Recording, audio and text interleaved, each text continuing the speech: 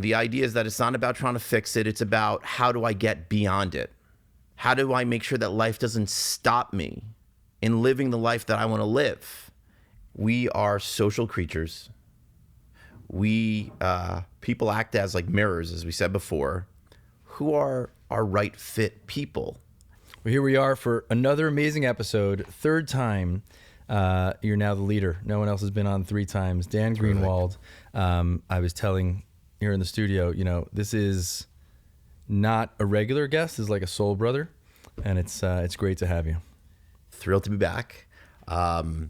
Thrilled to do the work that we do together. It's really powerful, and as you know how I see it, people act as mirrors. So you want to be around people that give, and you get a certain type of wisdom, perspective, experience. So always psyched to be with you. One of the people that has been the most influential for me personally, professionally, and certainly with this podcast is Dan, evidenced by his appearances on the podcast, but so much more so behind the scenes. And today what we'll get into is kind of like, some of that mirroring. And one of the things I've said recently is self-awareness is very difficult. You need some sort of mirror. Sometimes it's a physical mirror to see how you're looking, how you're doing, what you're at. And sometimes it's a good friend or a coach. And so you've been that for me. And so how do you see where we began with this project and where we've arrived? And that also might inform where we're going. Sure. So, it's maybe 4 years ago that we started? The height of COVID, right? Height of COVID. It's like a marker for most of us, right? A little bit of backstory here, right? We met. You have this really successful stuttering practice happening, right? You have you yourself, your father obviously, but you yourself, people, parents, people who also stutter are looking for you. And then you have a whole team working with you of like rock star SLPs. And the question was, there's more. You were trying to figure out there has to be more to this, and it was what we did. We did a deconstruct, kind of taking all the stuff that you have going on. We put it on the table, and we were really intentional. You were really intentional. About rebuilding that, figuring out what do you really want, and I think that was the start of where you are now, right? Kind of, the threads of that in which you have an incredible team around you. Very impressive. Every time I get to spend time, do some workshops with them, always just really hit by different, incredible team. Just to anchor and validate, it's not just platitudes. We've spent a lot of time together as a team. Brought you in, jammed around breakfast, brunch, lunch, dinner, workshops. Yeah, so a lot you've really of time. gotten to meet everybody. Yeah. And everybody adores you. Yeah, well, again, mirrors, right? You want to find your right fit people. And when you have that, and then from there, what evolved was almost say like framework that you were working on that when you shared it with me, I'm a big like systems and framework guy, because life is really, we often think life is really complicated. Systems and frameworks is what helps us navigate. It's also businesses, thrive versus like survive based on their systems. So you have this framework, and it was great. And the idea was that it wasn't just about bringing it to people who actually stutter, but it was like, what if we could bring it to the people that work with people who stutter? And that turned into this like transcending stuttering idea and vision that was, it's not about fixing your stutter. I stutter on stutter a lot today. Interesting. It's a rough word. Like people who stutter often say, like you had to pick that word with that ST combination and the repetition of the T. Like come up with a different word. It's the same as lisp. Whoever thought of making people who have a lisp have to say lisp? Like pick a word that doesn't have an S in it. But Got it. obviously the old school speech pathologists were out for the people that had these things. Okay. Labeling it with such words is ridiculous. But yeah. So Stutter however you need or want, but you know? Because I didn't even hear you stutter. I was listening to what you stutter. were saying. I know the world of people who stutter, right? It's in our brain. It's like, oh my God, those are seconds, minutes, when it's just a microsecond. So It's like a 5-alarm fire. Absolutely, but I don't. Yeah, is what it is. Transcending stuttering. The idea is that it's not about trying to fix it. It's about how do I get beyond it? How do I make sure that life doesn't stop me in living the life that I want to live? And that turned into transcending the stuttering. And the idea of it's not just about the individual people, it's also about the people. Let's equip. It was really your idea. Let's equip people, SLPs, speech language pathologists, with this framework, with a way to guide people that it's not about fixing, it's about helping them transcend, moving beyond that. Their like stutter doesn't stop them. And then, which was cool, as I love seeing and being a part and watching you evolve here, it's like, wait a second. I love this work I do. I love working with all of these people, from, like clients to other SLPs. But there's a world even beyond that. I've learned so much from this stuttering that it's not just about like stuttering. It's about human dynamics. And a lot of these things that I've learned from working with like stutterers applies to all people, which evolved into this concept of TranscendingX, which I think is just brilliant. I love it. And I also love the fact that the world of stuttering that you've really brought so much to has also brought you somewhere.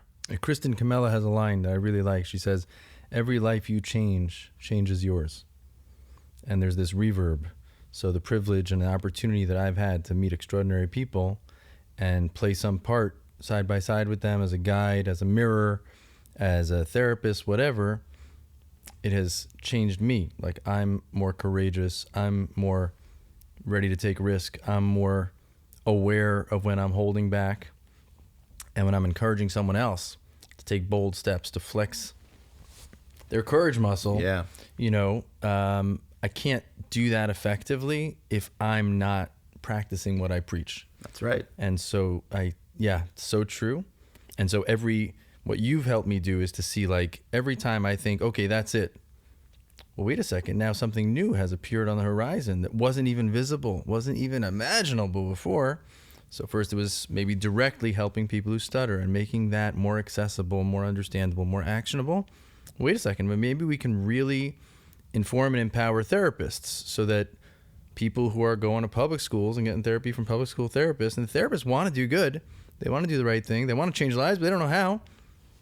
It was really, really helpful to start thinking, well, how can we do that? And then they started doing that.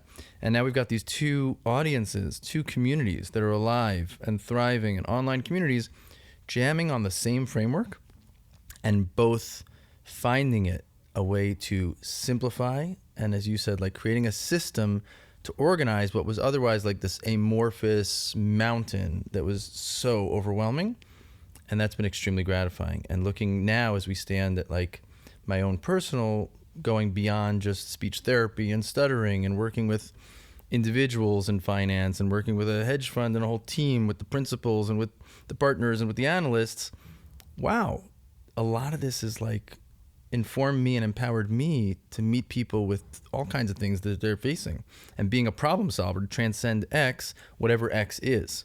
They're the same mechanics. It's the same framework. It's the same systems that I use to manage myself and my own fears and my own insecurities, and watching those stories show up and thinking when and how, don't think, just do. There's so many things I picked up from you, but there are also things that I've kind of baked in my own way, in my own language, and have become very real. I love it. Very real. And I love the idea that stuttering, what has like stuttering taught you? Yeah. That's such I love that idea around specifically you, someone who has brought so much to us, so to speak. And yeah, I would love to hear your thoughts on that. I think fundamentally, stuttering is a condition in which people know what they want to say. They have it lined up. And there's just that hiccup, there's that block, there's something that doesn't allow them to just get it out. There's that last press the red button and send. And there's that hiccup and hesitation. And then I just would walk people through that. And it wasn't in the textbooks, but it started to resonate with me. Like, I don't stutter, but there are so many things that I have that I'm not expressing. There are so many ideas. There's so much in me. There's so much potential that I feel like I'm living with and I'm sitting on. And for one reason or another, that's not my degree, or that's not me. I don't fit in that club, or, you know, they would never listen to me. But I do think I have some contribution I could really make over there. And I realized, like, that's my X, that's my stutter, and the same structures and the same frameworks. Just recently, I just ran the Tel Aviv half marathon. Nice. Who made me run it? My friend Roey Zoaretz. He's the national triathlete champion of Israel. He's living in Connecticut, training others. He's sponsored by Samsung and others. They're making a documentary about him. Greg Pandice, who's a former D1 lacrosse player, financial sales guy, unbelievable ultramarathoner. I can go on and on. We have a great regard for one another. And they all were watching me posting on Strava, like 5Ks 3 times a week. And like, at my age, if I can run 5Ks 3 times a week, like, I was pretty proud of myself. And both of them said, like, yo, you know, good for you, man. But I think it's time to step it up. And I realized I had this glass ceiling, and it would happen on every run where I'd get to the end of a 5K and I felt like I was totally gassed, like done. And once I accepted their challenge, and I went into a training plan, and I went into a training mode, and I looked 2 months out, and I said, I've done a half before. What's it going to take?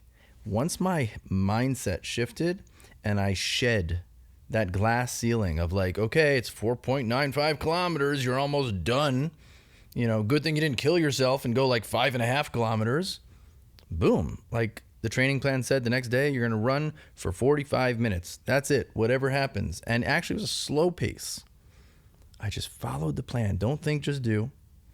I'd wake up and I'd be like, I don't have 45 minutes today. I had all these resistance and all these thoughts. And I just said, I told Greg and I told Roe, I'm not going to back out of this. I'm committed. And I just trucked along. And the coolest thing that happened was at the Tel Aviv half marathon, I did something I shouldn't have done. I tried something new on my watch to set up like a pacer. Totally messed everything up. So the watch was recording the run, but I couldn't get data. I didn't know how fast I was going. I didn't know my pace. So I just winged it. And I was like, what feels right? What just feels right? And at that point, I had built a sense of, I knew what it felt like to be at a comfortable, mellow pace. I knew what it felt like to be at a quicker clip, but I also knew if it was too fast for me to sustain. So I kind of found something in that middle zone for about 3/4 of the run. And then when I realized there was about 5-6 kilometers left, and I realized I got a lot of juice in me, I stepped it up. My target was to break 2 hours for the half marathon. Nailed it. Awesome. 2 hours, half marathon, and the last 5. And I set records for all of my runs, meaning it was the fastest 10K for me. It was the fastest 10 miler. It was amazing. Awesome. And it was all because of just shifting the mindset. So a few things I just want to point out really quickly. Number one, the power of like people. Yes. Right? And so the idea that really we are social creatures. We people act as like mirrors, as we said before. Who are our right fit people? And the reason why it's so critically important, you just actually demonstrated, right? These two people in your life saw you, recognized, they gave you the perspective like, Uri, like push it up. And if you're the type of person, which I know you are, if anyone's the type of person that you're really determined to be someone who's about growth, that's really the key to a fulfilled, happy, meaningful, impact-oriented life. If that's you, so then you're like, people are critically important. And so here's an example. Who are your right fit people? You surround yourself with the people that are giving you the perspective that support the growth. And I know you do that for a ton of people. So that's number one. Number two is the power of story watch. Yeah. Right? Is that I can't do that. That glass ceiling, all of us, we all have them. And it's how our minds is designing our way of the world to keep this being safe. Right? And so it's going to do this powerful like computer we have is going to do everything it can to be like, no, you can't run more than 5 or do whatever. And then you have people, and then you have the self-awareness, and then we gain self-awareness tools that allow us to push through if that's what we want to do. So it's an awesome example. I love that. And I love the idea, getting back to the question of what like stuttering has taught you, that, we speak all the time. My whole thing, like stuttering, growing up as a stutterer, recognizing that there was something, I was different at 5, at age 6, stuttering was what it was termed. Throughout my life, I was very in tune that I was in flow and then not in flow. And then figuring out how I wanted to change and stop or not stutter and be someone that was feeling all that shame all the time or having to be on guard all the time. The way that I kind of navigated forward was like, hey, I don't really stutter when I'm in flow. Maybe I invest energy figuring out how do I be in flow.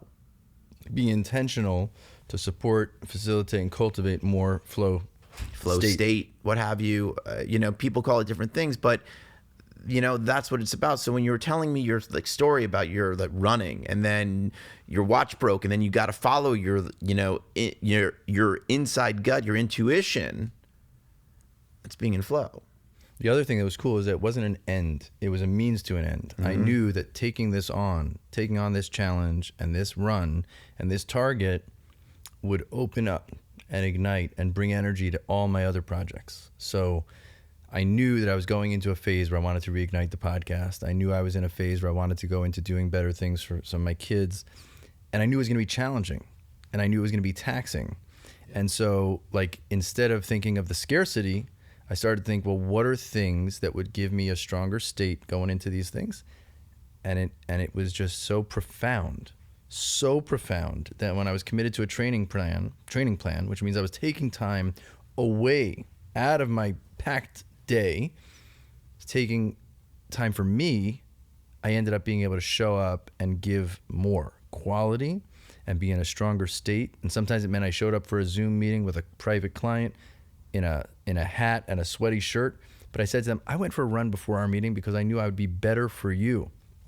And I thought you'd rather have me in a strong state than in a button-down shirt, but feeling all stiff and totally drained. And it worked.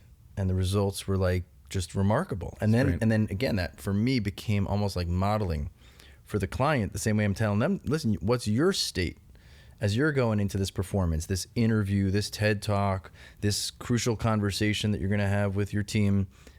You want to make sure, what are you doing that morning or that night before? It's not just the preparation of what you're going to say. It's also like, how are you going to be?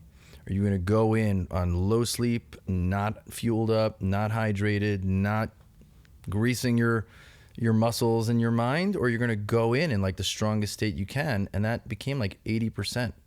Awesome. 80% of the performance and the results is like that state became cool. Very, very So important. let's just back up for a quick second because I love it all. You're talking about the importance of the like energy state, the strong energy state. You work with a bunch of people helping them kind of navigate. And I know you have all of these different tools and systems in which you guide folks. You know where I stand on that. The idea of it's all about making it immediate and practical impact now. What if it was easy?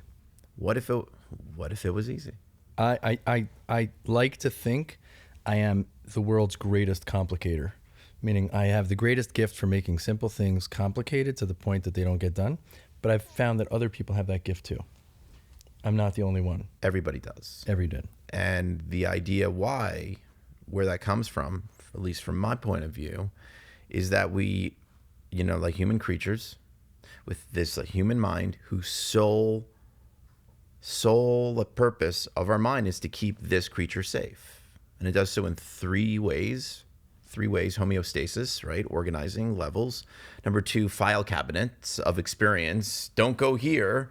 And number 3, it creates these stories, beliefs that guide us to stay safe. One of the key ways is that we like to overly complicate, to not do things that are hard. That's our default mode. Every one of us, case in point. I can't work out. I don't have the right sneakers. I'll start running. I just need to get the right sneakers and the right shorts. I also need a hat. Yeah, and or I only do live classes. Yoga, I can't, but that's what ends up happening. Or when we try to sit down to write a business plan, it's our mind's going to try to keep us away from doing things that are really, really difficult, which is why systems and processes are very helpful for all of us. And so much so, like you just talked about, when you went out for your run, you understood how to do it. You understood your energy state. So much so that when you start to recognize this, and I know you live like this. I aim to live. We aim. Aim. I don't like try. We aim to live like this. We know that if we have to show up, right, we should be in we want to aim to be in a bigger energy state, a larger, stronger energy state. This is what I started doing. Before each Zoom, if I have a Zoom, I do a set of push-ups beforehand, no matter what. So my Zoom, not only am I trying to show up with a stronger energy state, a Zoom, hey, awesome. It's going to help me get stronger every single time. So small things like that really help. And when you start to do them, when you start to focus on the importance of our energy state, everything in our life shifts. Especially if we, as you know, I have a question for you, because this is something that I've always thought about regarding energy state. Aside from Story Watch and Courage Muscle and all of these awesome self-awareness tools, I would love to see there be a study out there of the level of fluency and stutterers when they are intentionally working on keeping their energy state in a strong place. What would be their shit? Because I know what it's done for me. I know, for me, stuttering is a light on my dashboard. Right? It pops up all the time. But usually it pops up when I'm not in a strong state. I don't get enough sleep. I haven't meditated. My mental, spiritual, or physical actions that support my strong state, energy farming. Usually I can directly correlate my stutter coming out when I'm not in a strong state. I would love to see if that's the case with other stutterers. What do you think? Yeah. Well, first of all, I think it's important to recognize that many things like stuttering, it's one title, one label, but it manifests very differently. It's not a homogeneous kind of a condition, and people are not all the same. So the way the same stutter affects two different people is very, very different. So there's no one size fits all. That's number one. But if we think about it, I think that one universal truth is that stuttering behaves like this, and many things are like this. This is the work of Dr. Eric Jackson and Dr. Chris Constantino. The more you don't want this thing to show up, it will show up. And the more you don't think about it, then it's a little less likely that it's going to show up. But the more you try to push it down, the stronger it pushes back. So I think one of the universal things that is applicable about stuttering and has been helpful for me and my work and relates to what you're talking about is when you have systems. Mm-hmm. So instead of getting caught up with wrestling with this one thing that's part of whatever the task is, let's say you're going to give a presentation, a TED Talk. Just have this guy, Asian guy with a stutter, who's going to give a TED Talk. He's a rock star at one of the top AI companies, and he's an AI engineer, and he's going to give a TED Talk, and he's so fixated on his accent and on his stutter. we start doing the work. We start realizing, you know what? Let's look at making you a great communicator. You got great content. People want to hear from you. Let's figure out how to connect and have empathy with the audience. Let's figure out what's the appetite they have, the amount of content, the packaging, the delivery. 2 weeks later, gives the talk. Suddenly, stuttering and his accent have like melted into the background. He's not even thinking about it. And when we did the post conversation, that's exactly what he said. So to me, it was like all about, if you focus on the purpose or even anything else, the thing that you're hoping doesn't happen will happen less than if you get really hyper focused on that thing. So I think that's where systems are helpful. So I would work with him and make like a communication dashboard of like, how's your body language? How's your messaging? How's your phrasing? And if you can optimize those things, whether or not the stutter shows up, it will be overpowered. It will be much less prevalent, less distracting to the audience and to the speaker, because you're amplifying all these other great things. Awesome. Accents are the same thing. If you focus on putting on an accent, you could mask a stutter, but that's not really a healthy adaptation. Singing is another one. There's some neuroscience to that, but there's also the fact that you're not really communicating. It's not spontaneous speech. So anything that moves away from focusing on the speech actually is often very helpful for the speech flow, but some of those things can be maladaptive. So we got to stay clear of those. Cool. But the energy is a big thing. Like if you're tired, a lot of people are tired or agitated or overwhelmed, their performance shifts. So let me even back up from my question then. I have a belief, as you know, that when someone knows what they really, really want, I call it 30, your 30,000 foot view of what is it that you really want, not just the generic air is good, money, love, family, revenue, whatever it is, when we know what we really want and we could connect with that in a specific way every day, that becomes our guiding light, that Yes. or our North Star or our 30 or our true self, whatever terminology you want to use, but it's real.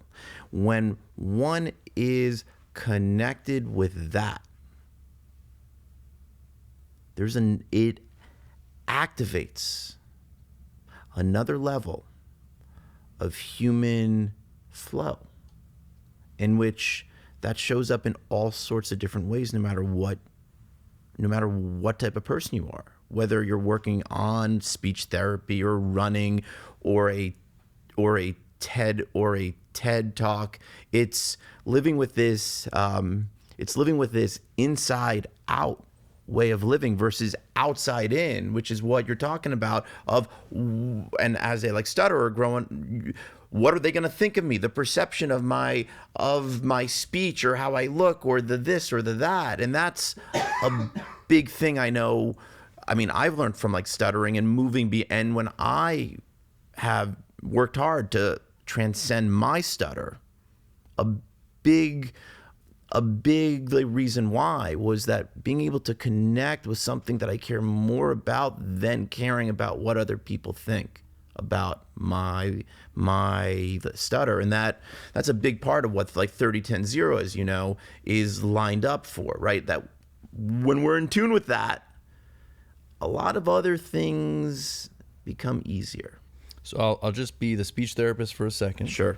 And say that I want to be careful that people don't get the feeling that for everybody, if you just know what you really want, then everything else is going to click into place.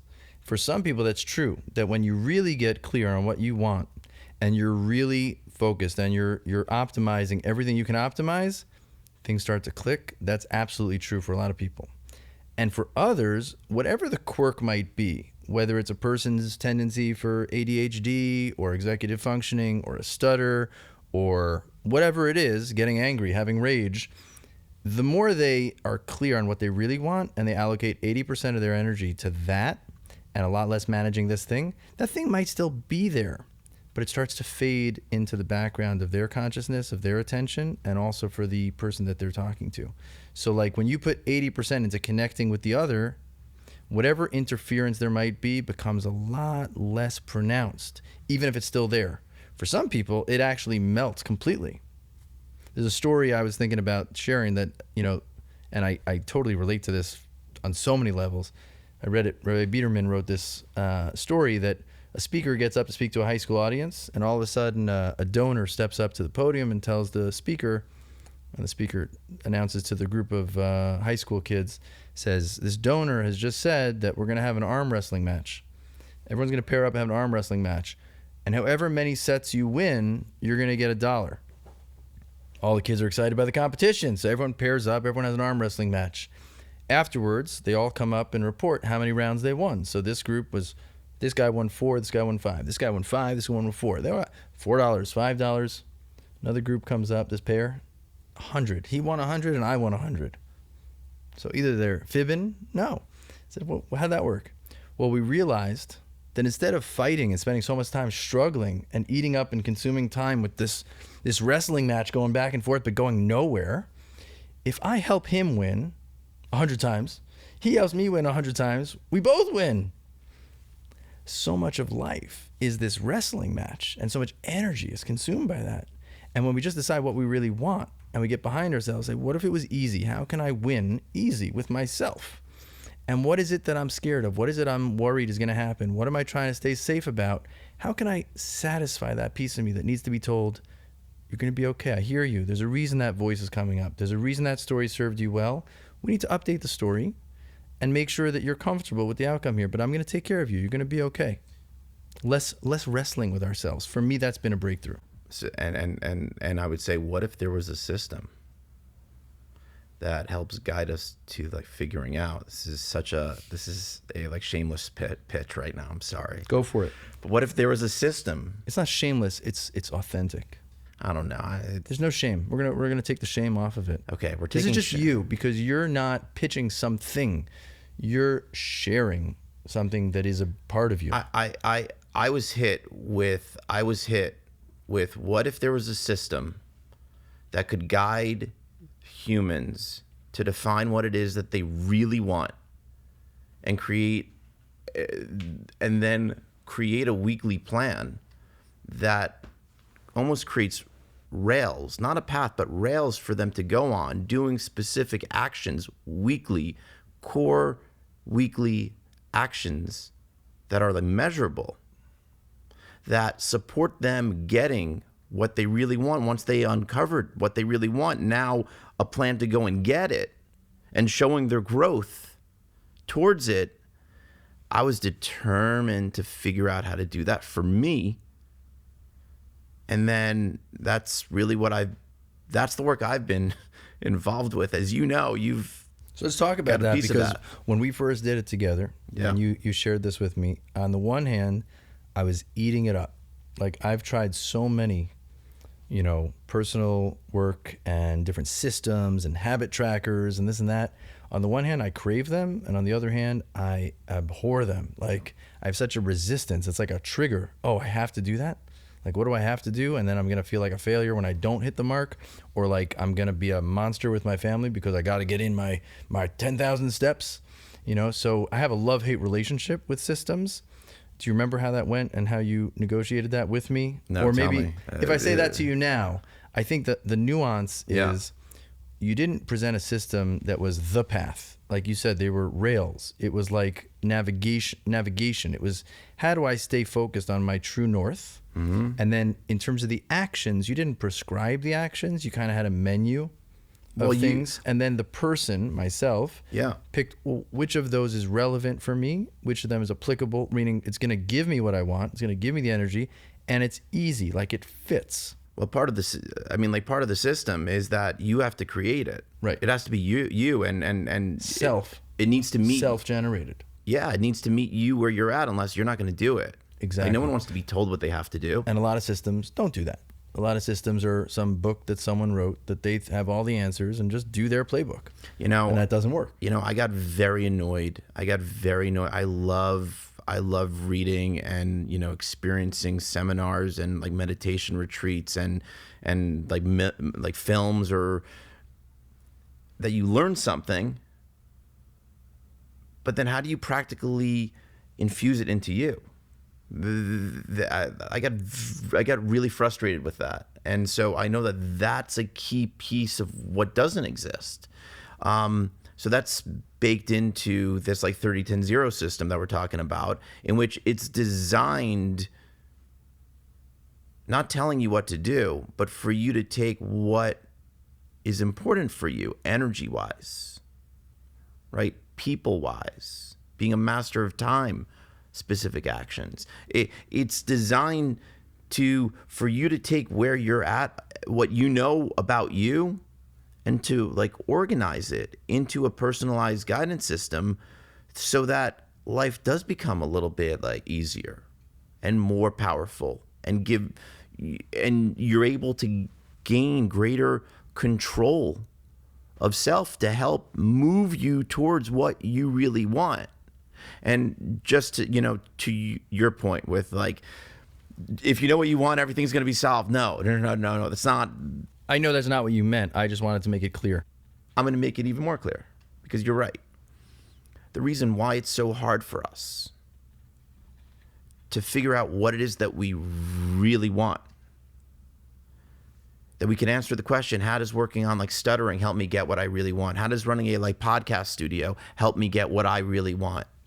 Right? That's the bigger question, right? The reason why it's so hard, a lot of what we were talking about before, is because as like creatures, we're designed to figure out how to stay safe, right? How to have our glass ceilings, that a lot of our stories, beliefs were formed between ages 4 and 12, right? And so unless we do the work to then go and understand that, we're going to have those glass ceilings. We're not going to be able to define what we really want. When we could undo that and define what we really want, that's when things start to shift.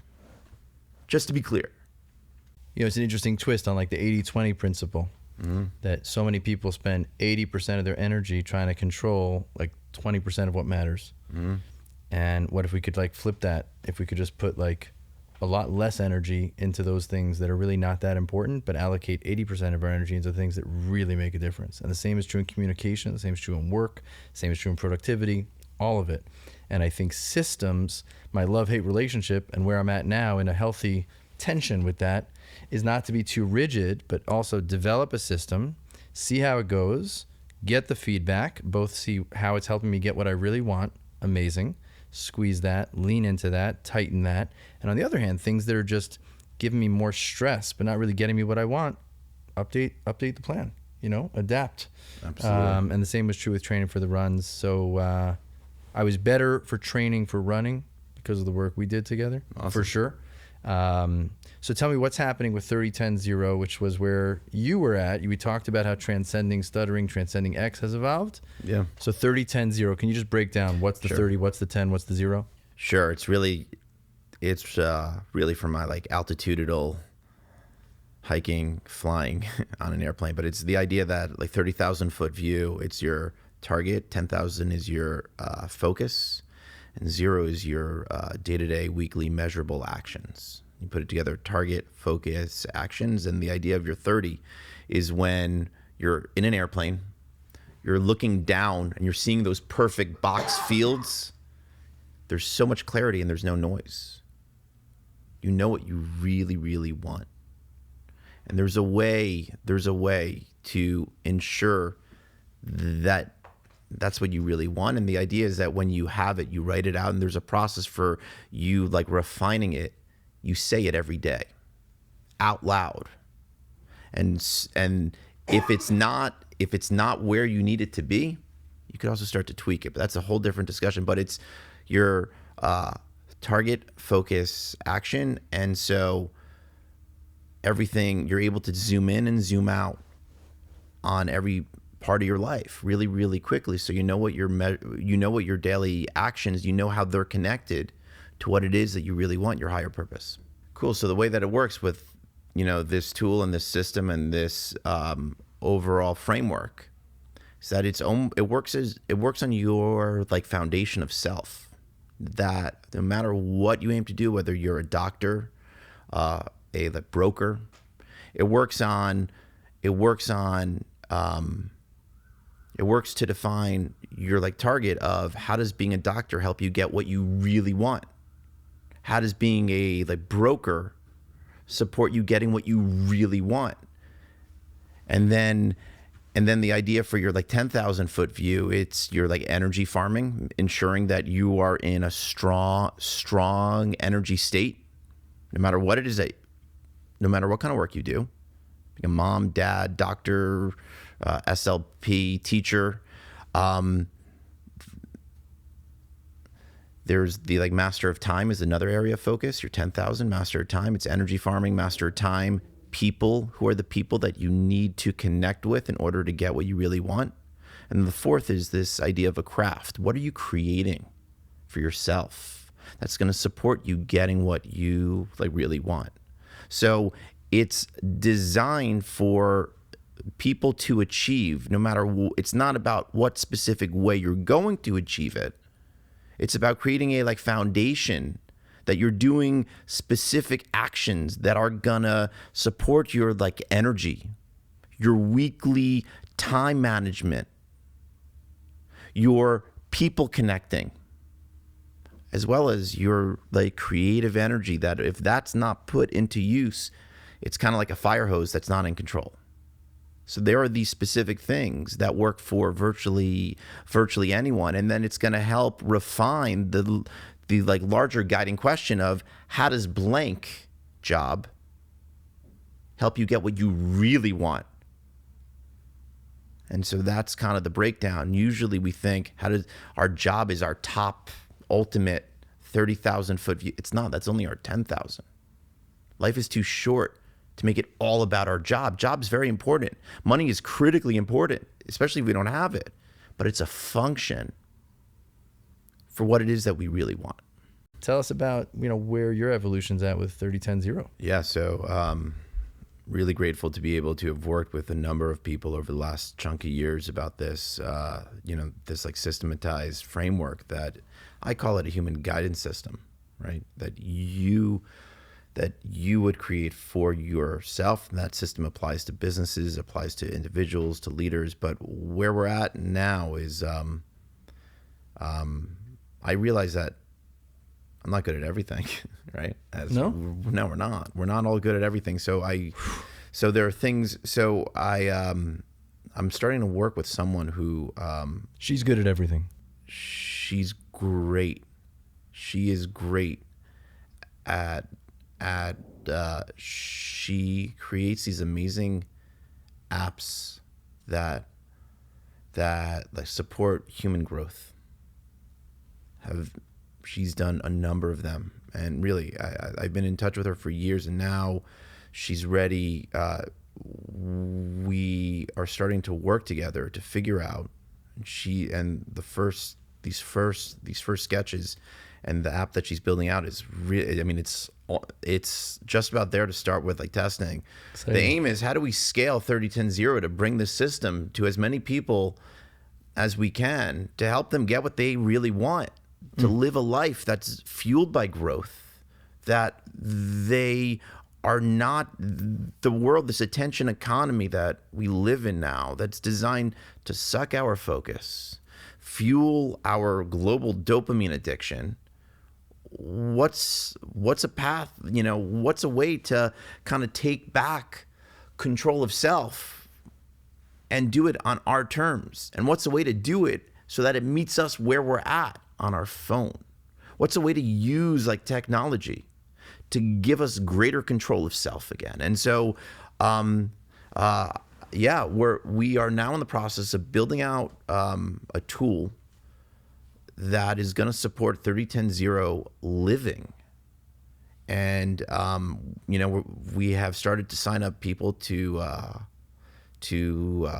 test it out, which is awesome. Exciting. And, I really encourage anyone who, if this rings a bell, to come to the 30100.com. That's spelled out 3010 and sign up to be on this like wait list or to become a tester. Fill out the form, and if you're a good fit, we will reach out to you right away. It's very exciting. It looks like we're growing out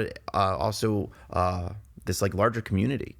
So once you create your system and you start to live it, then you're a part of a group of other people that are also living that life, that way of life together. And as you know, you've been in it, for right at the beginning of it. That's really what the aim is, to figure out how to make it easier, and really make it an extension of people, right? People just need to be who they are. That's where they need to be. They don't have to pretend or want to be something more than who they are.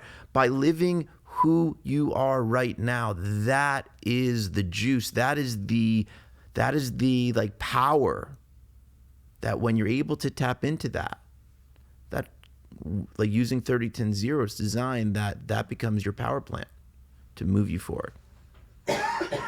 I'm excited. Yeah. I'm excited. When people call me, I like to make it very clear, there's no one size fits all. There's nothing that's for everybody, and I'm not for everybody. Our practice, Schneider's Speech, is not for everybody. TranscendingX is not for everybody. I designed it that anybody that wants it, it's available, and we're here to serve. But I like to tell people like what makes us a good fit and what might make it not a good fit. What would you say is something about 30-10-0? Like, who's the right fit candidate and who would be maybe this isn't the best fit? Sure. So, number one, you have to want to change and grow. You have to want it. If you don't want that, it doesn't matter what tool you use, right? You're gonna do something, you're gonna be the type of person that I want to be able to want it, but I don't really want growth and change. So if you're someone who really is, I'm ready to shift my life forward, to grab back control. We make it as simple as possible. But for someone else to walk the walk, you're going to have to lean into your courage. You're going to have to do things that sometimes don't feel good to get what you really want. So there's that. This is a great fit for, as someone just said to me the other day, busy dads or moms, as they were shining a light back on me, because I use this every day, right? This isn't something I create for the world. This is something I use. My partner Jenny, she's the one building out these apps. She is also living it. Anyone who is involved in growing 30-10-0 is living 30-10-0. So busy moms, dads, entrepreneurs that have a lot to balance and juggle, it's very helpful to know what you really want, and that dictates your 30 dictates how does this story that I'm capturing help me get what I really want? How does going out at night or doing whatever action that may not be the best help in getting what I want? It helps organize your decisions really quickly. So we work with the gamut. We're now working with a bunch of students, medical students, which is interesting. People come, and it applies to anyone who is as I call them, hungry people. I guess people it wouldn't apply for, wouldn't be a good fit. Someone who thinks, oh, I'm inspired by this. I like the way that Dan sounds. If I could download an app and that'll happen to me, awesome. So just have another app on your phone and think that's just going to by osmosis go through your pocket and into your guts and into your not happening. Not happening. Not happening. Not happening. If you think things should be really, if you think and want things to only be easy, not for you. Yeah. As we come to the final lap. Yeah. What's Dan looking forward for? Maybe the next 5 years from now, what would be something you'd like to be seeing? Good question. In 5 years from now, personally, I would love to be involved in a bunch of ventures that support the growth of people, and working with other people that inspire me and push me beyond comfort, pushing me to flex my courage muscle. I would love for there to be thousands of people living this 30-10-0 way. And it's a way of life, really. It's a way of life in which other people are the guides to support other people doing this and living it. And I really would love to see this designed for like teenagers. Amazing. Yeah. I'll take a stab at my own question. Please. Let's hear. 5 years from now. Well, thanks to my friend at Anthropic, I think we're going to be living in a world with a lot of agents and whatever's going to come after that. I think I want to be in a place where we're integrating and leveraging all the incredible power and utility and accessibility of AI, and recognizing the premium and the everlasting value there always will be for that human experience. AI can do a lot of tasks. AI can do a lot of analysis. AI can create more accessibility, but it doesn't often make you feel something.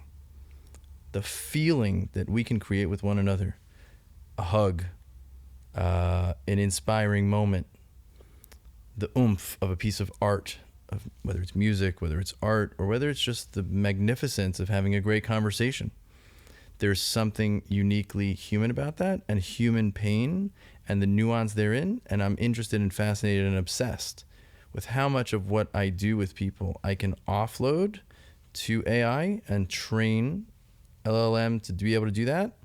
And at the same time, where do we position ourselves with a team of exceptional people in our core team and empower a whole legion of people that are waving the flag of like, we want to help people be the best people they can be, leveraging the world as it's evolving, not moving backwards and not trying to freeze time in where we stand today. The world is accelerating very quickly and changing very quickly. And at the same time, creating opportunity for those human encounters that make you feel something. And that feeling is often the cathartic feeling. It's not, like you said, it's not reading a book or listening to this conversation that's going to change your life. This is a magnet. This is something that gives you a taste. To do the work takes time, takes effort, and humans have to do that. No AI can wave a magic wand over your head any better than you or I could wave a magic wand over someone's head. That needs human touch. I would even go and like double down on that. And I would say that because things are speeding up, like AI tech is just Moore's law. It's speeding up at such a pace. There is this almost a return of people are craving the return to authenticity, the like simplicity, the self, the inner, and that's coming with, people spending time in nature. People, to your point, no matter what tools are out there, the interactive people to people connection is part of our health, sustainability. That's becoming more clear. So as the rise of all this awesome technology, and I love technology. The ballpoint pen was once the most profound piece of technology. I view it the same way now, right? But as that gets up, as that continues to grow in our world and almost like take over, it feels like in 2025, the need for people to reconnect with their inner true self and live life guided by that is just going to continue to grow. So I think you're dead on with what your aim is, and I look forward to seeing it. Cheers. L'chaim. L'chaim. The reason we say l'chaim is because as Jews, we try not to drink alone. So we drink together. So it's cheers to you, cheers to life, cheers to everything that you're doing, to you and your family, and let's keep talking. I love it. Can't wait for the next one. I hope you enjoyed this episode. If you did, share it with a friend. And if you want to get more tips and follow us for more insights, check out TranscendingX.com/email. And remember, keep talking.